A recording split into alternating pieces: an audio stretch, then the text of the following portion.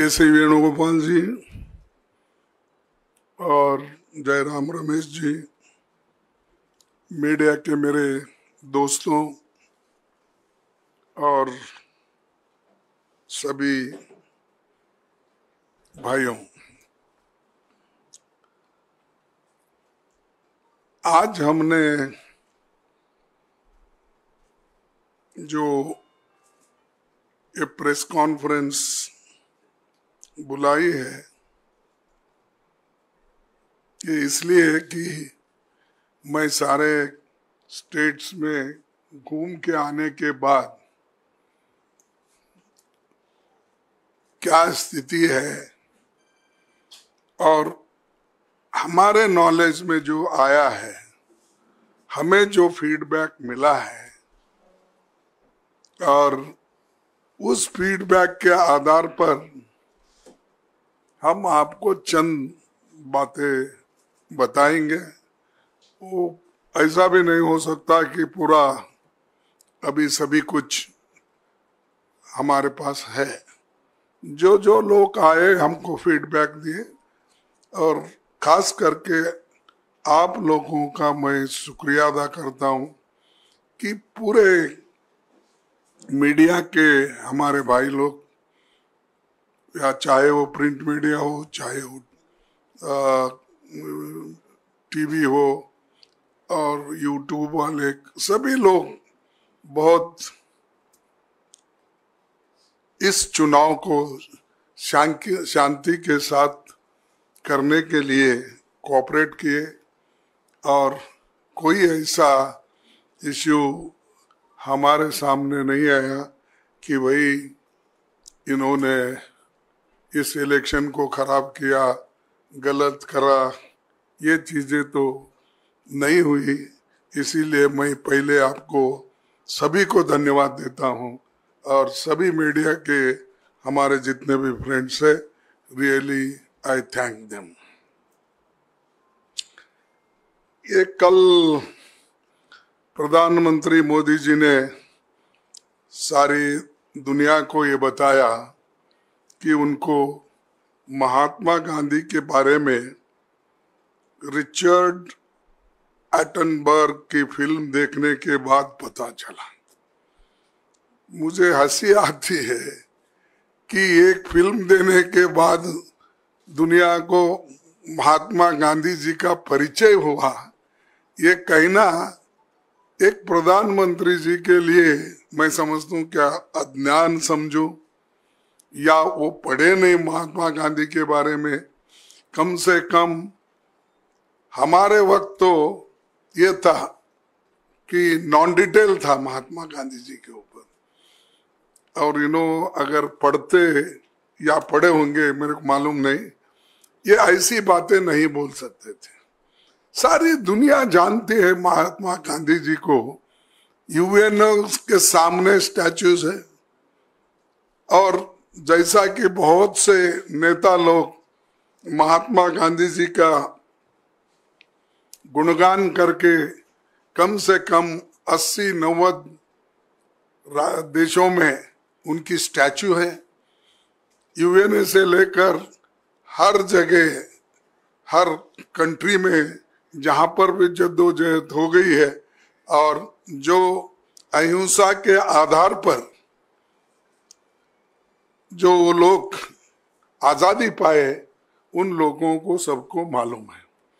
लेकिन किस वजह से हमारे देश के प्रधानमंत्री ये बात कही, ये मुझे बहुत आश्चर्य लग रहा है।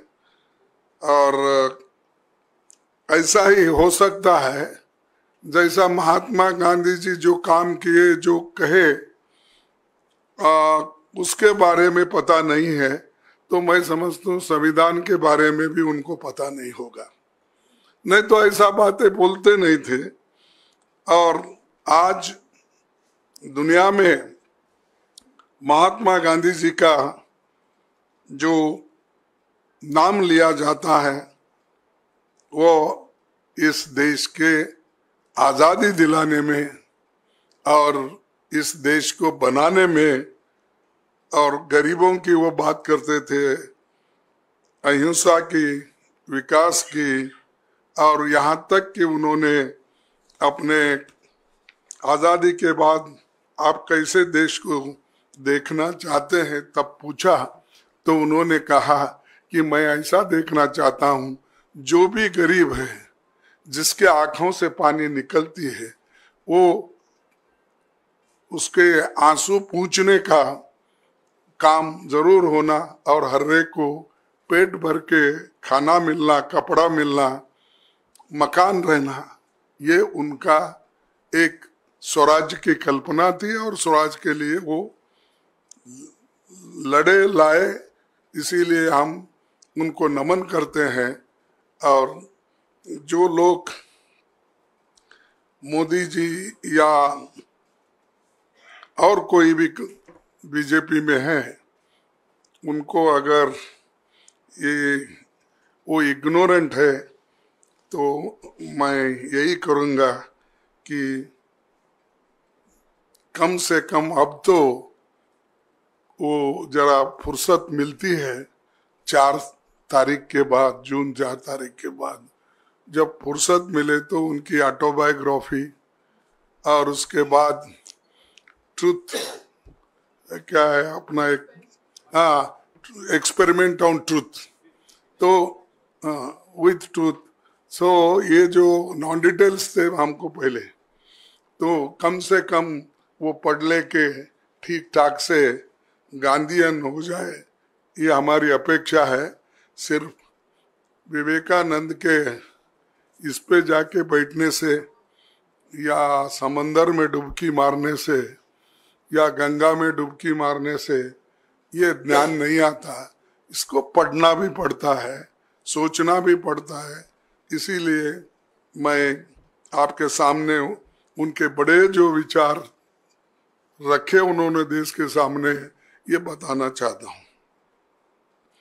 और हम हमेशा, जो गांधी जी अहिंसा की पॉलिटिक्स करते थे, उन्होंने कभी भी नफरत की पॉलिटिक्स नहीं की और किसी के ऊपर उनका नफरत नहीं था। तो आज का जो हमारे मोदी जी का जो कोशिश है, वो सब नफरत से भरा हुआ है। और बगैर कोई भी बात करने दो, वो उसमें थोड़ा सा तो नफरत रहता ही है। तो हम एक सर्वोदय, सबकी भलाई हो, इस पे हम ध्यान देते हैं। और साथियों, आज शाम चुनाव प्रचार खत्म हो जाएगा 6 o'clock। 18वीं लोकसभा के लिए हो रहा ये चुनाव लंबे समय तक याद रह जाएगा। इसलिए याद रह जाएगा, इस चुनाव में देश का हर एक नागरिक जाति, धर्म, पंथ, क्षेत्र, लिंग, भाषा को भूलकर लोकतंत्र और संविधान बचाने के लिए एक साथ आया है। प्रधानमंत्री और भाजपा के प्रमुख नेताओं ने लोगों को धार्मिक और विभाजनकारी मुद्दों को ऊपर गुमराह करने के अनगिनत प्रयास किए। इसके बावजूद लोगों ने डाइवर्शन, ये लोग डाइवर्ट जो करना चाहते थे, वो उसके बजाय मुद्दों को चुना और हमने मुद्दों के ऊपर वोट मांगा। और आज मैं देखता हूँ, कल भी मैं उड़ीसा में था, वो भी उड़ीसा में थे, बालेश्वर और भद्रक, और एक जगह है जो भद्रक क्या कुछ है, हाँ, तो वहाँ पर भी मेरा भी भाषण था, फिर बालेश्वर में था, उनका भी बालेश्वर में था। तो यहाँ भद्रक में तो नहीं आए, उधर से उधर उड़ान उनकी हो गई। मेरे को 1 घंटा परेशानी उठानी पड़ी, क्योंकि जब तक वो नहीं उड़ते मैं नहीं उड़ सकता। तो फिर भी वहां हम बैठे रहे कार में। फिर उसके बाद में उन्होंने जाने के बाद हमको पास मिला तो हम निकल गए। तो कांग्रेस पार्टी हमेशा जो सोचती है जनता के समस्या को लेके सोचती है और करती भी है काम, और हम करके भी दिखाए। आपको मालूम है, जब सोनिया गांधी जी चेयरपर्सन थी और मनमोहन सिंह जी जब हमारे प्राइम मिनिस्टर थे, बहुत सी गरीबों के लिए हमने स्कीम लाए। उन स्कीम को भी हमने अमल में लाया और अनुष्ठान में लाकर लोगों को उसका फायदा भी दिया। और मोदी जी सब कहते हैं, लेकिन महंगाई, बेरोजगारी, किसानों की बदहाली, आर्थिक असमानता, संवैधानिक संस्थाओं का दुरुपयोग जैसे मुद्दे को जनता के बीच लेकर गई, और यही मुद्दे समस्त विपक्ष के मुद्दे बने और जनता ने हमें इन पर खुलकर समर्थन दिया। मैं इस मौके पर सभी नागरिकों को, इंडिया गठबंधन के सभी कार्यकर्ताओं को और कांग्रेस के अपने सभी साथियों को बधाई देता हूं, जो निडर होकर अपने इलाकों में सत्ता बल और धन बल के खिलाफ लोकतंत्र के लिए वो खड़े हुए और संविधान की रक्षा के लिए वो खड़े हो गए। इसके विपरीत अगर सत्ताधारी दल भाजपा का कैंपेन देखेंगे और प्रधानमंत्री जी की बात करेंगे, तो उन्होंने पिछले 15 दिन के भाषण अगर आप उठा के देखेंगे, तो मैं 15 दिन के अंदर ही वो मेरे को कितने गालियां दिए, मेरी पार्टी को, दूसरों को कितना बोले, अपने लिए क्या बोले, मैं थोड़ा आपको सैंपल बताता हूं। 15 दिन के भाषण में 232 बार कांग्रेस का नाम लिया, 758 बार मोदी शब्द का प्रयोग किया गया। खुद किरे सो हम बोले सो नहीं, खुद ही उन्होंने अपने भाषण में ये शब्द इतने बार अपने नाम उन्होंने लिया। 573 बार इंडिया गठबंधन और विपक्षी पार्टियों को, जिससे पता चलता है, विपक्षी पार्टियों की बात की एक बार भी महंगाई और बेरोजगार बात नहीं की, यानी दूसरे चीजें उन्होंने बोली।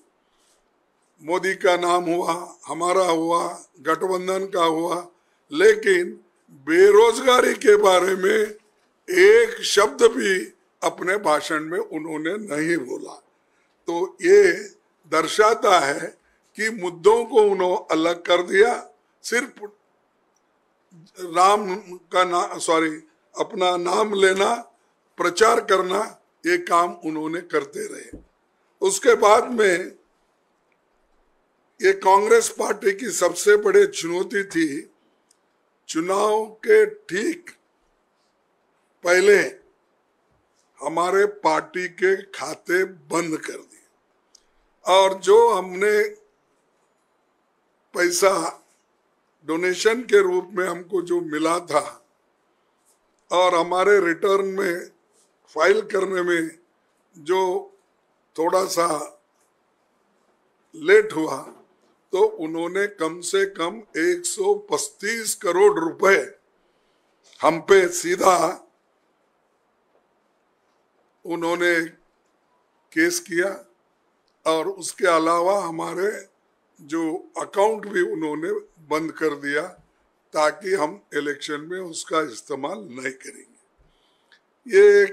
यही हमारे साथ में दूसरे पार्टियों के साथ भी उन्होंने ऐसा ही किया। ऐसा किसी सत्ताधारी दल और सरकार ने इस देश में विपक्षी दलों के साथ कभी नहीं किया था। इसके पहले भी संसद के विंटर और बजट सेशन में सरकार का यही रवैया देखने को मिला। संसद में विपक्ष को नहीं बोलने देना, विपक्षी सांसदों को निलंबित करना, बिना बहस के बिल पास करना, ये अध्याय पिछले सरकार की कारनामों के रूप में काले अक्षरों में ये लिखा जाएगा। और ये जो काम उन्होंने किया, सबका मुंह बंद करने का, डिस्कशन खत्म करने का, और जो हमारे बिजनेस एडवाइजरी कमेटी के जो भी सलाह होते उसको भी उन्होंने नकारा। तो ऐसा करके पूरा उन्होंने डेमोक्रेटिक प्रोसेस को खत्म कर दिया। सरकार के इन्हीं रवैये ने हमारे शक की पुष्टि कर दी कि ये सरकार तानाशाही की तरफ बढ़ रही है और इसका पहला निशाना होगा संविधान। जब हम लोगों के बीच गए तो लोगों ने हमारी बात पर मोहर लगाया और हमें बताया कि वो भी यही सोचते हैं। अगर इस सरकार को एक मौका फिर मिला और मिला तो वो लोकतंत्र का अंत होगा। प्रधानमंत्री और सत्ताधारी दल के लोग बेतुकी बयान भी करते हैं। हम सभी ने देखा कि प्रधानमंत्री जिनसे खुद आदर्श व्यवहार की अपेक्षा होती है, उन्होंने कैसी भाषा और कैसे कैसे शब्दों का प्रयोग किया। कांग्रेस पार्टी के मैनिफेस्टो को धर्म विशेष से जोड़कर ना सिर्फ आदर्श आचार संहिता का उल्लंघन किया, बल्कि प्रधानमंत्री के पद की गरिमा को भी नीचा दिखाया। तो ये जो उनका रवैया है, और केंद्रीय चुनाव आयोग की जिम्मेदारी भी ये है आदर्श आचार संहिता को एनफोर्स करना। और 16 मार्च 2024 को चुनाव की घोषणा करते हुए कहा था, there shall be no appeal to caste और communal feelings for securing votes. प्रधानमंत्री जी ने 421 बार मंदिर मस्जिद, मुस्लिम और बाकी धर्मों की बात की, समाज को बांटने की बात की। 224 बार उन्होंने मुस्लिम, पाकिस्तान, माइनॉरिटी, इस तरह के शब्दों का भी इस्तेमाल किया। मैंने कहा प्रधानमंत्री खुद 421 बार इस मंदिर और मस्जिद के बारे में किया। 224 बार उन्होंने मुस्लिम, पाकिस्तान, माइनॉरिटी की बात की। लेकिन सी इसको जो उन्होंने पहले कहा था, there shall be no appeal to caste और communal feelings of securing votes बोले थे। अब इनके आंकड़े मैं दे रहा हूँ इसीलिए कि कम से कम लोगों को मालूम होने दो कि किस तरीके से ये चल रहा है। और केंद्रीय चुनाव आयोग के जिम्मेदार इसके लिए वो भी जिम्मेवारी है। और आचरण का निष्पक्ष आकलन प्रत्येक भारतीय की अंतरात्मा या आने वाला समय ही कर पाएगा। आखिरी में जो सबसे महत्वपूर्ण बात कहना ये जरूरी है कि एक बार बाबा साहब अंबेडकर अपने संविधान सभा के आखिरी स्पीच का अंश मैं पढ़ता हूं, जो उन्होंने कहा था, भक्ति in religion may be a road to the salvation of the soul. Bhakti in religion may be a road to the salvation of the soul. But bhakti in politics bhakti और hero worship in a sure road to degradation and eventual dictatorship.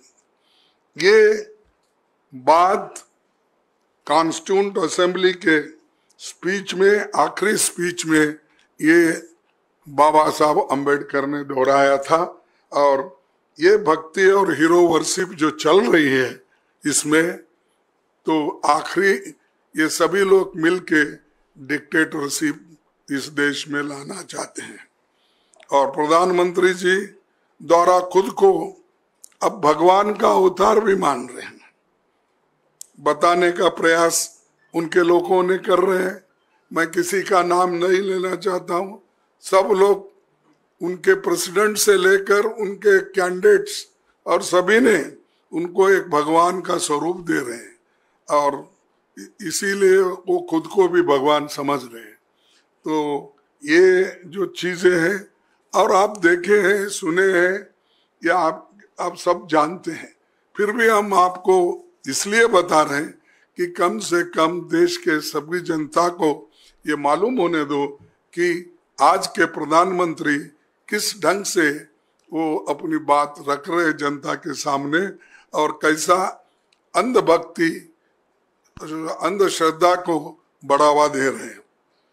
हमें विश्वास है कि 4 जून 2024 को इस देश में जनता एक नई वैकल्पिक सरकार का जनादेश देगी। हमें विश्वास है कि 4 जून 2024 को इस देश में जनता एक नई वैकल्पिक सरकार का जनादेश देगी। इसीलिए 2 बार पढ़ा मैं,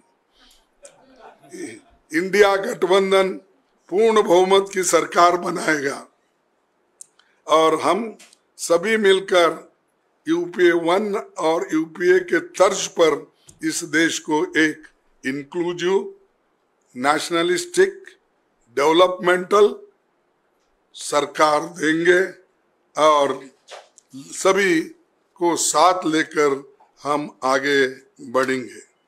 बस इतना कहते हुए मैं शांति के साथ आप सुनने से आप सबको धन्यवाद देता हूँ। शुक्रिया खरगे जी। आपके सवाल के पहले मैं हमारे आदरणीय अध्यक्ष जी से गुजारिश करूंगा कि उन्होंने बार बार अपने वक्तव्य में संविधान का जिक्र किया है। हमारे नेता राहुल गांधी जी भी अपने सभी सार्वजनिक सभाओं में इस संविधान का जिक्र करते हैं और इस संविधान को भी दिखाते हैं। मैं मल्लिकार्जुन खड़गे जी से और वेणुगोपाल जी से गुजारिश करूंगा कि वही किताब, वही पवित्र किताब जिसको सुरक्षित रखने के लिए हमने अपने चुनाव प्रचार किया है, उसको दिखाएं। ये तो देखे हैं, बहुत बार देखे हैं, लेकिन अमल में लाना हमारा काम है। अमल में वो नहीं ला रहे, इसीलिए हम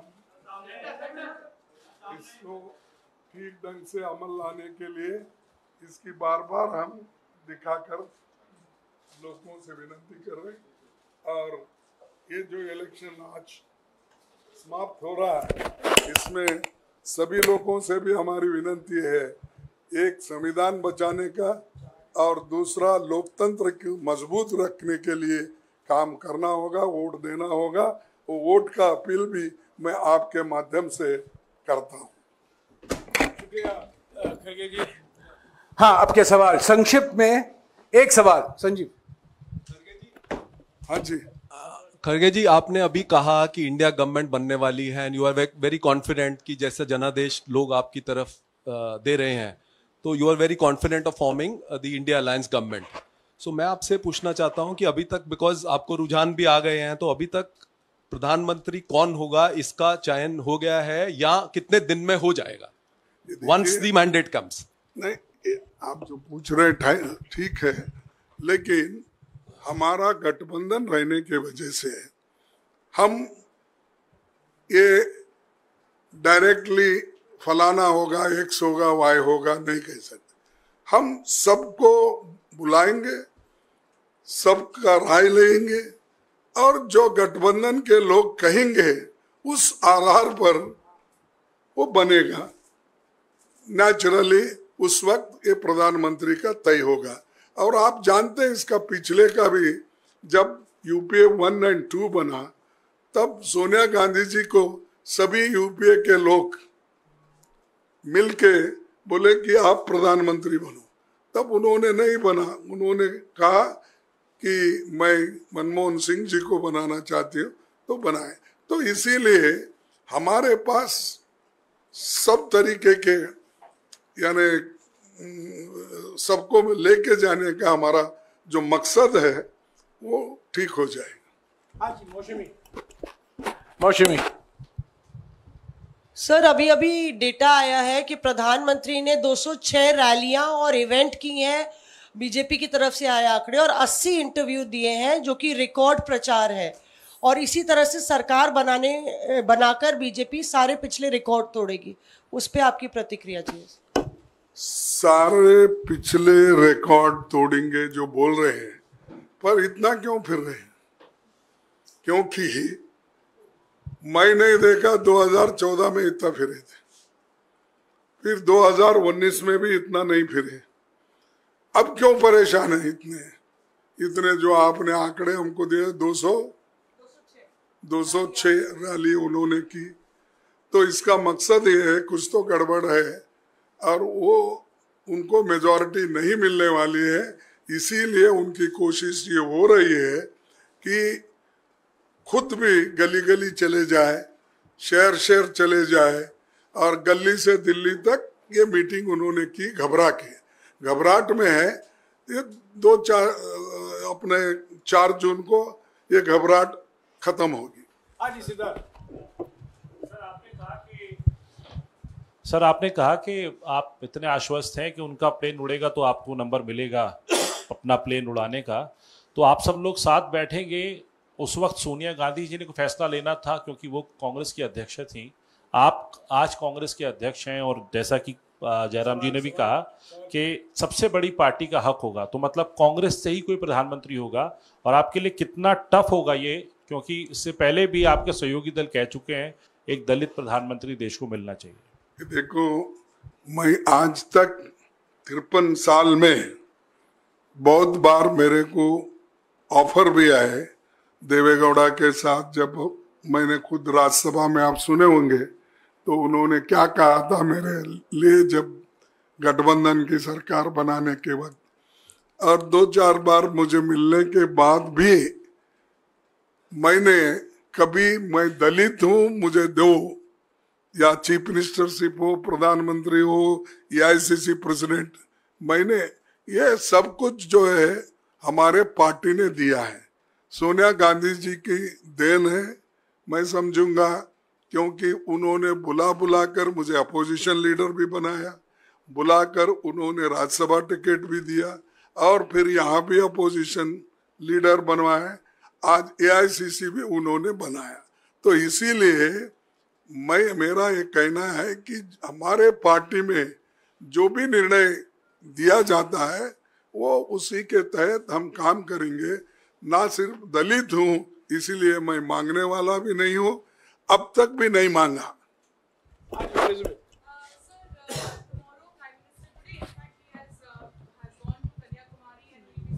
Meditation there. You have also, Congress party has approached the election commission also. What is going to be, because there has been no response from election commission, do you think this is clear violation of MCC and there should be some action that should be taken by election commission at this point? No, that already these people have represented. He will answer for this.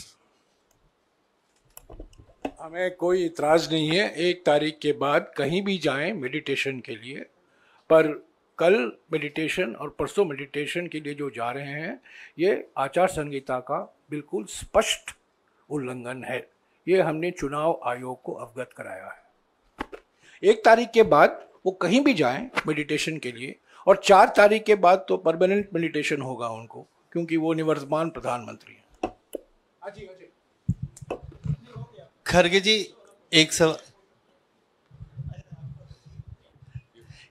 एक सवाल है। प्रधानमंत्री जी आज कहीं चुनावी सभा में थे, उन्होंने कहा कि 4 जून के बाद बड़ा पॉलिटिकल स्टॉर्म आने वाला है देश में। तो क्या आप डिकोड कर सकते हैं कि किस तरह का पॉलिटिकल स्टॉर्म होगा? और दूसरा एक छोटा सा सवाल ये है कि प्रधानमंत्री जी को मेडिटेशन पर जाने की जरूरत होती है, आप भी एक्सटेंसिव आपने प्रचार किया, क्या आपको भी अगले 1-2 दिन कहीं बाहर जाना है, कहीं आराम करना है, कोई मेडिटेशन करना है? देखिए, एक तो आपने पहला सवाल क्या पूछा? देखिए, प्रधानमंत्री जी ने कहा कि 4 जून के बाद, वो तो स्वेरिंग इन सेरेमनी का ओथ की तारीख भी बता रहे हैं कि 10 जून। तो आप डिकोड कर सकते हैं कि किस तरह का पॉलिटिकल स्टॉर्म आने वाला है देश में? नहीं भाई, क्या आने वाला उनको मालूम, लेकिन वो जाने वाले जरूर है, ये तो मैं कह सकता हूँ। वही उनको डर होगा, यही भूकंप आने वाला है बोले तो उनके लिए आने वाला है, हमारे लिए नहीं है। हम गठबंधन की सरकार बनाएंगे और 4 जून को हम लोग उनको सत्ता से हटाएंगे। खड़गे साहब, आपने 1 तारीख को मीटिंग बुलाई है तमाम अपने सहयोगी दलों की, इंडिया गठबंधन के दलों की। क्या एजेंडा होगा उस मीटिंग का? क्या उसमें प्रधानमंत्री के नाम को लेकर भी चर्चा होगी? और मैं एक और चीज़ पूछना चाहता था कि बार बार जयराम जी कहते हैं कि 140 का आंकड़ा जब आपने पार किया है तब आपने सरकार बनाया है या फिर सरकार बनाने से बीजेपी को रोका है? क्या 140 के आंकड़े को आप पार कर पा रहे हैं इस बार कांग्रेस पार्टी? ये देखिए, जब हम बीजेपी की सरकार को सत्ता में आने से रोक रहे हैं और मोदी जी को प्रधानमंत्री बनने से रोक रहे, इसलिए उतने आंकड़े हमारे पास है। तो इसीलिए इसमें कोई संशय की बात नहीं है कि हम जरूर उनको सत्ता से हटाएंगे। और दूसरी बात आपने कही कि 1 तारीख की मीटिंग है, ये तो इनफॉर्मल मीटिंग है। हम काउंटिंग के दिन क्या क्या स्टेप्स लेना और क्या क्या करना, इसके बारे में सोच रहे, दूसरे किसी चीज के ऊपर मीटिंग नहीं है। That's all. ममता बनर्जी ने कहा है कि वो 1 तारीख की मीटिंग से दूर रहेंगी, इस पर क्या स्टैंड होगा? देखिए, हमने बोला ना, ये तो इनफॉर्मल मीटिंग है, इसमें हम सिर्फ काउंटिंग के दिन कैसी हमारी तैयारी होना चाहिए और कैसे हमारे लोग अलर्ट रहना चाहिए, ईवीएम के बारे में हो या काउंटिंग के जो 17C फॉर्म, ये इसका कैसा इस्तेमाल होता है उसके बारे में, ये जो जनरल है इसका कोई इसमें। अब उन्होंने ये भी लिखा है हमको कि उस दिन मैं इलेक्शन में बिजी हूँ और खास करके उनके जो अभिषेक का इलेक्शन भी उसी दिन है, इसीलिए मैं बिजी हूँ बोल के उन्होंने इत्तला किया है।